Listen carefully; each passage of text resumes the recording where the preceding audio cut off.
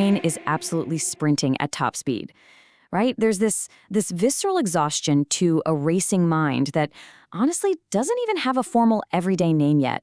But millions of us, maybe you, right now, go through it every single night.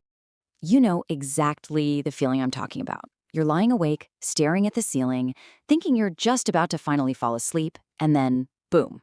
A random conversation from like 6 hours ago just suddenly pops into your head, and you replay it over and over. You're analyzing the tone, beating yourself up over it, and before you know it, you're literally drafting a dozen brilliant, perfectly worded responses for arguments and events that haven't even happened, and honestly, probably never will. It feels exactly like having 50 open tabs on your computer browser, right? And every single one of them is blasting sound at full volume. You know it doesn't make any sense, but you just kind of can't hit the stop button. And this brilliantly illustrates the secret we're going to unpack today. Having a mind without an off switch, it actually isn't a flaw. It's actually proof of incredible intelligence. So let's jump right into Section 1, the Midnight Mind Race. We really need to move past that well-meaning, but let's face it, completely useless advice from people who just tell you to, just stop thinking. We need to look directly at the clinical reality of what's actually happening inside your head. In psychology, this problem has a specific name: maladaptive rumination. Basically, it's when the mind gets stuck endlessly chewing over the exact same old thought patterns or uncertainties or past events you just can't change. And get this, research from Yale and the University of Michigan proves that you don't ruminate because you're weak or too sensitive. You do it because your brain has an exceptionally strong ability for pattern recognition. Think about it like this. Your nervous system is basically acting like a high-tech military radar. It's always scanning, always processing, always searching for some hidden meaning right beneath the surface of literally every single situation. So the problem isn't a lack of intelligence at all. The problem is that this hypersensitive radar never gets that crucial, all-clear, power-down signal. Which brings us to Section 2, the Ferrari in neutral. Okay, let's dive into this. To really understand why this brilliant radar system drains us so completely, we have to look at the underlying neurobiology. Inside your brain, there is this constant biological tug-of-war happening.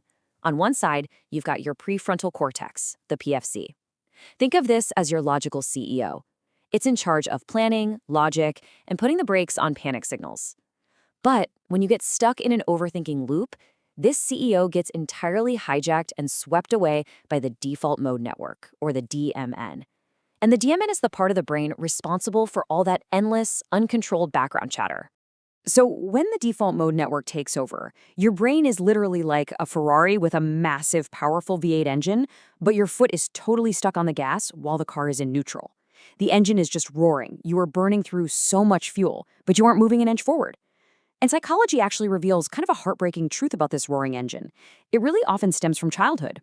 If you grew up needing to predict unpredictable moods or, say, harsh criticism, your developing brain learned a survival strategy to just anticipate everything. So you're overthinking? It's not a flaw. It's actually a protection mechanism you built years ago. Now we move into Section 3, 2 types of overthinking. Now, what's really interesting about this concept is how it's categorized. Psychology actually splits excessive thinking into two very distinct psychological states. And figuring out which state you're in, that's really your only way out of the maze. First, we have reflective rumination. This is when your mind turns inward to understand yourself better. Honestly, when kept in balance, it's an absolute superpower. It builds deep empathy and emotional intelligence.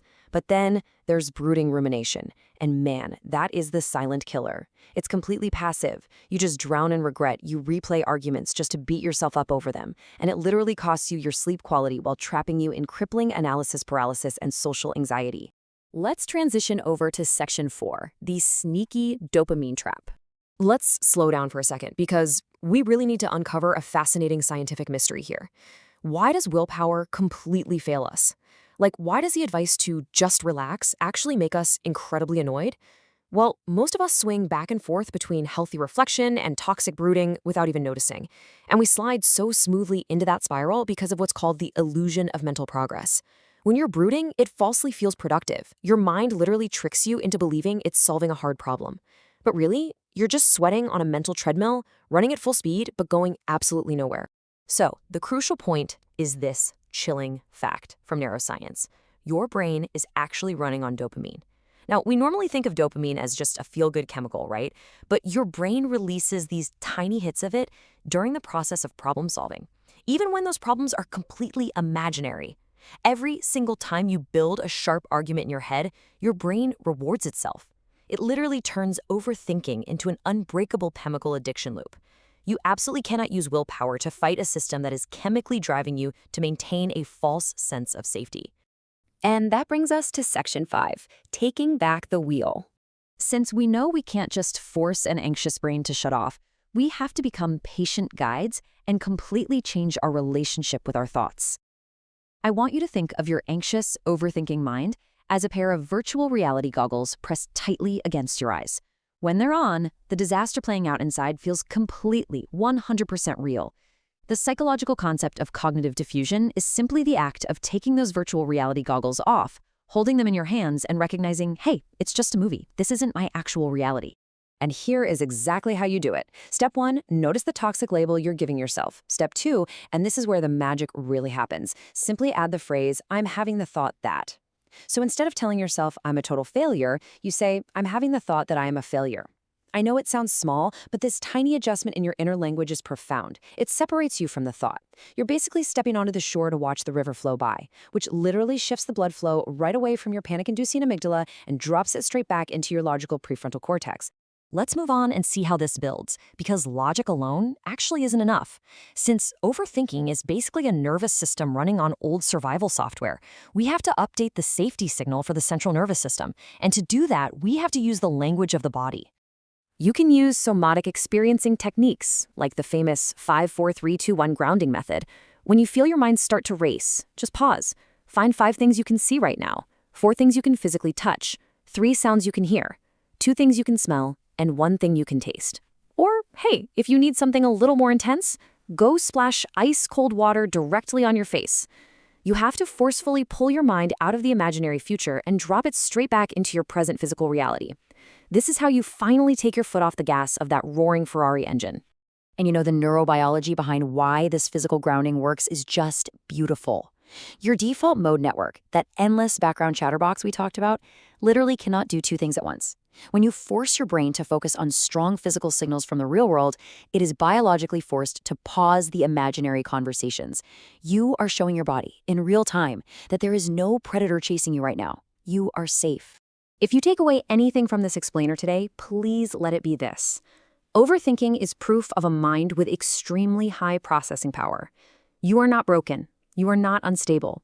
You just have this highly sensitive hardware that worked incredibly hard to help you survive a world that maybe once felt unpredictable.